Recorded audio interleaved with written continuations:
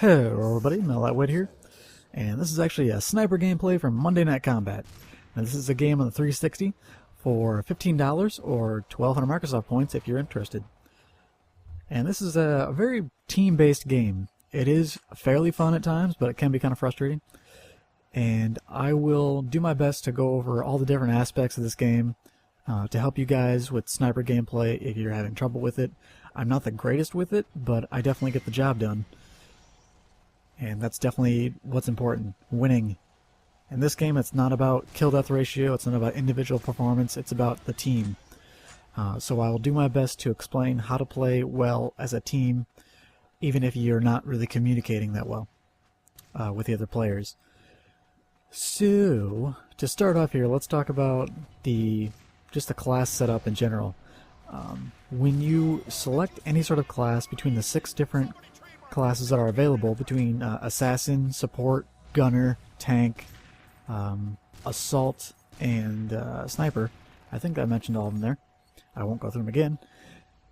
And when you pick these different types of characters, you have different abilities you can do. For the sniper itself, you can see the blue, yellow, and red symbols over there in the bottom right. And what these represent are my skills. And you'll see me upgrade them as well at the beginning of the match, but it's kind of hard to tell. Now the blue one is the X button. When I press that, I will deploy a trap. Now this is a trap that when another player activates it by stepping into it, either a bot or a player-controlled character will cause it to freeze them in place and cause them to take damage as well. Now for the yellow one, that is actually a flak gun. Now, if you don't know what flak is, it's mainly just like, I don't know. I kind of think of it as an airstrike, sort of. But if you guys have a different explanation for what flak is, go ahead and put it in the comments.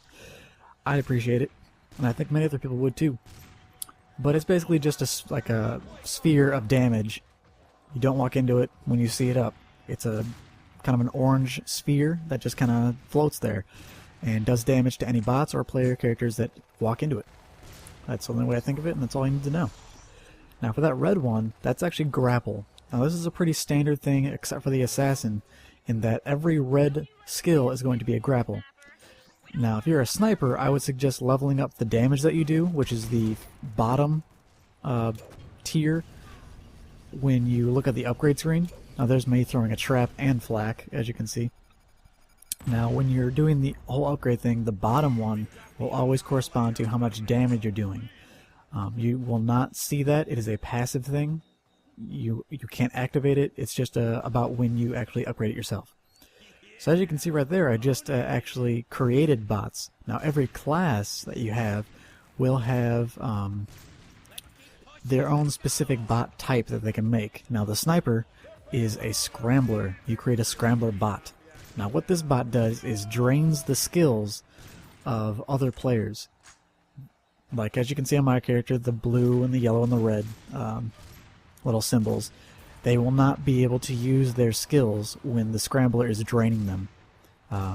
It's pretty effective, I think. They are very weak, and the whole objective of this game, I'm sorry I didn't say this sooner, is that your objective is to get your bots, I'm blue, so my blue bots need to get into their base and bring down their money ball. Now the only way that we can do damage to the money ball is when it's downed. See, right now their money ball is down, as you can tell by this orange symbol on the screen. So I think that's correct, actually. I'm not really sure now. Now I'm second guessing myself. Damn it. Anyway, so the only way to win the game and do damage to the money ball is to get your bots to bring down the money ball, and then player characters can actually shoot the ball as well.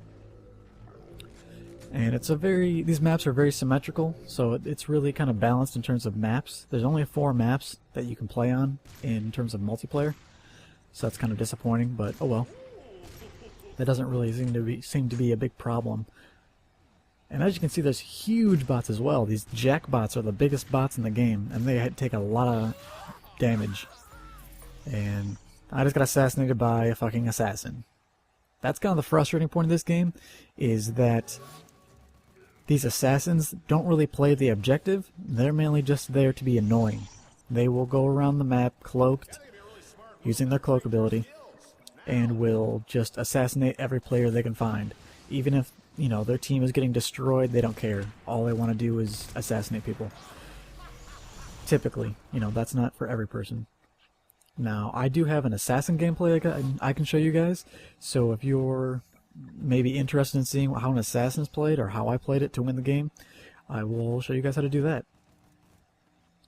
Let's see. So if you guys have any other questions that you think I could address, let me know in the comments or send me a message or something, and maybe I can help you out. Because there's a lot of information about this game, and it's really hard to fit it all in nice and smoothly, I guess. So my whole objective right now is that I'm going to stay back in our base and destroy bots as quickly as I can. And if a player-controlled pro character, which they're called, gets, I don't know, in my way, so to speak, then I will, you know, try and kill them as fast as I can. Now here, I actually saw this assassin running around our base, and I threw a trap, and it froze him in place. Now I did get a body shot, but then for some reason the headshot didn't connect for whatever reason. But this assault guy tried to run away, and he didn't have a lot of health. And for some reason he decided, you know what, I can take this sniper. He doesn't have much health, and that was a big mistake on his part. He should have ran away, but oh well. Now one thing I haven't talked about yet is these turrets. Now there are 4 different types of turrets between the rocket turret that I'm shooting at now, which is a very slow but powerful turret.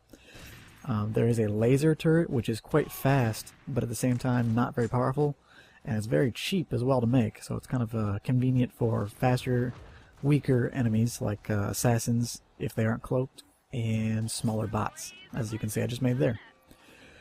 And let's see what else. There's a Chavis turret? I don't remember how to say it. I don't remember what it looks like. But it slows down bots and players. It's very passive. Doesn't do damage per se. It just slows down everything. And the last turret I think is a long shot turret. Now this turret basically shoots from long distances, as the name says, and that's it. Now as you can see, I just activated juice. For every shot that you connect, you get a little bit of this stuff called juice. Now when you have a full bar, you can activate it by holding the left bumper and the right bumper, and you're able to basically get a boost on all your skills, reload speed, damage, everything is boosted. And you even take less damage as well. As you can see, when I had the boost on, I was assassinated, but I only took half damage. Now typically that would have killed me, and the boost saved my life. And then I ended up killing that other person, so that worked out really well. If you pay attention, you can actually see the boost meter on the bottom, that purple bar. You can watch it go up with every shot that I connect. So it's Sniper is a very good class to get boost very quickly if you land your shots. The sniping, if I had to compare it to something, I don't think it's really that great. It's hard to compare the sniping in this game to any other game, because the shots, they need to be pinpoint, actually. For headshots or anything, they need to be exactly on the head. There is no, like, oh, well, you were a few centimeters away, let's just give them the headshot. No. I've shot, like, past somebody's ear, and it wasn't a headshot. So, it's very pinpoint, and there's no swiping. Strafing works excellent in this kind of game. So if you're playing as a sniper, I would recommend strafing back and forth while you're firing instead of moving the reticle around, because when you move the reticle around, it's very difficult to be accurate.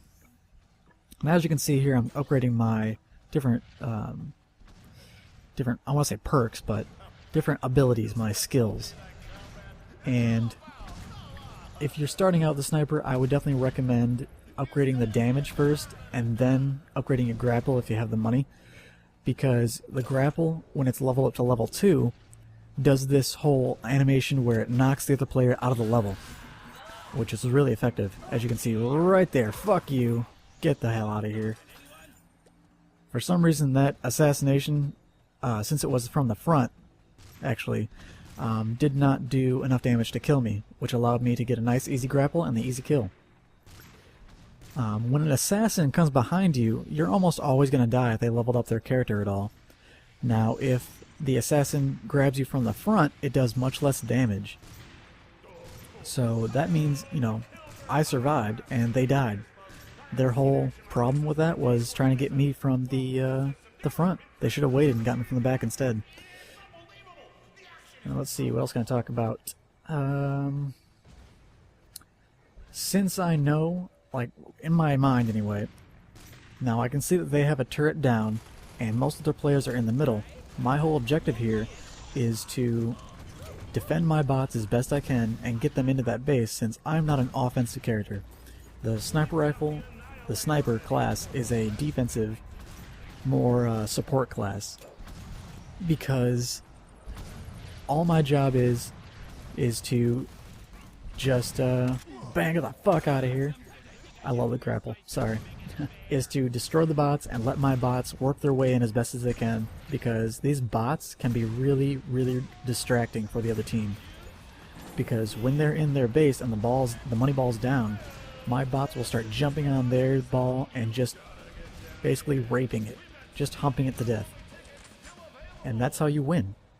So my whole job is to go side to side here to each side of my bot spawn and create bots that can help the regular bots, the jack bots, and those little tiny drone guys to get into the base and cause a distraction. Now while I'm doing this, I'm actually communicating with my team saying, you know, hey, I'm sending bots in, and then if I don't notice the ball is down, another teammate will let me know that the ball is down and to make a push. So basically, you know, kill as many bots as you can and be an annoyance. Now, when your ball is down, your money ball is down in the ground, it's very low and susceptible to damage. Get the fuck out of here! There we go. And when this ball is down for either team, your bots or the enemy's bots will spawn with half health. Now, it's an important thing to keep in mind is that if you're on the defense, you need to stay in your base, period. You do not need to go out and try and win the game by yourself at the other base. You need to play defense, period. Your ball's down, play defense. I'm not going to repeat that again, because it's extremely important. Otherwise, your team will lose. If the other team is using teamwork whatsoever and communication, bam, there you go. Shields breached. That ball is down on the red team, as you can see in the top right corner that it showed a few seconds ago. Now, I think I've actually mentioned probably everything that's in major importance. One more thing is that you can shoot through your own bots in this game. Otherwise, they would get in the way way too much, and I do enjoy this type of game play, I should say, is that you can shoot through your bots, because that is very important. A lot of times I use them just as cover, because since I know I can shoot through my own bots, but the other team can't shoot through my bots, I figured why not try and use that to my advantage, because I think it's very important. And it works really well. As you can see, I haven't gone in their base whatsoever. I haven't even gone towards the middle. I am playing completely long distance, just like a sniper should, because this is not Modern Warfare 2. There is no quick scoping in this. As far as I can tell, if you guys are really amazing at sniping, then definitely show me how you do it, because that'd be awesome. Now you'll notice these other bots as well, these basically four-legged crawling bots, if you've seen them during the gameplay. There he is, the long shot guy. They're called gap shots. Bam, headshot, dead. These guys are called gap shots, and they are made by the support class. Now the support class can use his heal gun slash attack gun, whatever you want to call it, to overcharge anyone's shields. That includes turrets and characters. Bam, somebody touch me. Red team loses, blue team wins, I'm awesome. Fuck you, blue team. Fuck you. Alright guys, that's all the time I got for today. That's a long gameplay. Damn. Alright, thanks for watching. Milerliteweight, peace out.